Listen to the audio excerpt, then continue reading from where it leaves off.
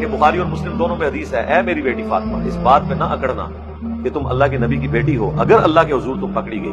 تو میں تمہارے کچھ کام نہیں آؤں گا۔ اور اس کے بعد پھر میں سمجھانے کے لیے بات کروں کہ اگر سیدہ فاطمہ جو خاتون جنت ہے، جنتی عورتوں کی سردار ہے، ان کو نبی علیہ السلام اس طریقے سے گفتگو کر رہے ہیں اور اس کے اگینسٹ آپ لوگ یہ کہتے ہیں کہ جو شیخ عبد القادر جیلانی کا مرید ہو جائے تو وہ اس وقت تک جنت میں نہیں جائیں گے جب تک کہ ان کو ساتھ نہ لے جائے، تو پھر ہم یہ کہتے ہیں نا کہ اگر سیدہ فاطمہ کے بارے میں یہ بات ہو رہی ہے تو باب تشائی کوئی نہیں۔ مرزا جہلمی صاحب نے حدیث بیان کر کے ثابت یہ کرنا چاہا کہ رسول اللہ صلی اللہ علیہ وسلم اپنی بیٹی تک کو نہیں بچا سکتے، تو تمہارے غوث پاک اپنے مریدوں کو جنت میں کیسے لے جا سکتے ہیں؟ جبکہ حقیقت یہ ہے کہ شروع اسلام میں اللہ نے نبی صلی اللہ علیہ وسلم کو حکم دیا اور اے محبوب اپنے قریب تر رشتہ داروں کو ڈراؤ، تو نبی صلی اللہ علیہ وسلم نے اپنے گھر والوں کو اور قریش کو اکٹھا کر کے اللہ کا ڈر سنایا کہ اے لوگوں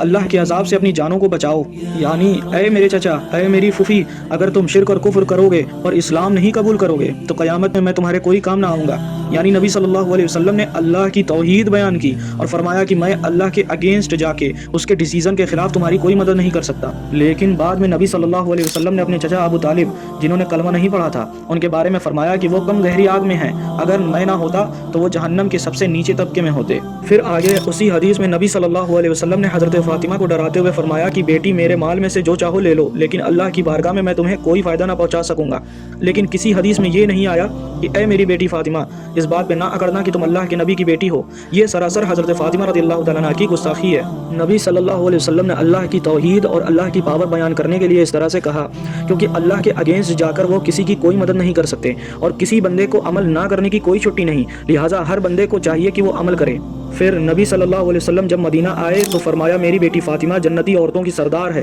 اور فرمایا کہ میری شفاعت میرے ہر امتی کے لیے ہے، اور فرمایا میری شفاعت میرے کبیرہ گناہ کرنے والے امتیوں کے لیے ہے، یعنی گناہوں میں لتڑے ہوئے بد عمل لوگوں کے لیے، اور فرمایا کہ میں اپنے رشتہ داروں سے رشتہ جوڑتا رہوں گا جس طرح جوڑنا چاہیے، یعنی اپنے رشتہ داروں کو ضرور فائدہ پہنچاؤں گا۔ تو اب پتہ چلا کہ نبی صلی اللہ علیہ وسلم نے اللہ کا ڈر سنانے کے لیے اور لوگوں کو عمل کی طرف ابھارنے کے لیے اور یہ بتانے کے لیے کہ فائنل ڈیسیزن اللہ کا ہوگا، میں جو کچھ کروں گا وہ اللہ کی مرضی سے کروں گا، اللہ کے خلاف میں کچھ نہیں کر سکتا، تو اسی لیے نبی صلی اللہ علیہ وسلم نے اس طرح سے فرمایا تھا۔ اب بھلا کس مسلمان نے یہ دعویٰ کیا کہ کچھ عمل کرنے کی ضرورت نہیں، صرف غوث پاک رضی اللہ تعالیٰ عنہ کے مرید بن جاؤ اور وہ اللہ کے اگینسٹ جا کے تب تک جنت میں نہیں جائیں گے جب تک اپنے سارے مریدوں کو جنت میں نہ لے جائیں۔ حدیث میں آتا ہے کہ مومن بندے اپنے رب سے جھگڑیں گے اپنے ان مسلمان بھائیوں کے لیے جنہیں آگ میں داخل کیا جائے گا، شہید اپنے 70 رشتہ داروں کو جنت میں لے کے جائے گا، چھوٹے بچے اپنے ماں باپ کو جنت میں لے جانے سے پہلے ان سے جدا نہیں ہوں گے، ایک بندہ قبیلہ بنو تمیم اور ایک بندہ قبیلہ مدر کے لوگوں سے زیادہ لوگوں کو جنت میں لے کے جائے گا، کوئی بندہ کئی جماعتوں کو اور کوئی بندہ کئی قبیلوں کو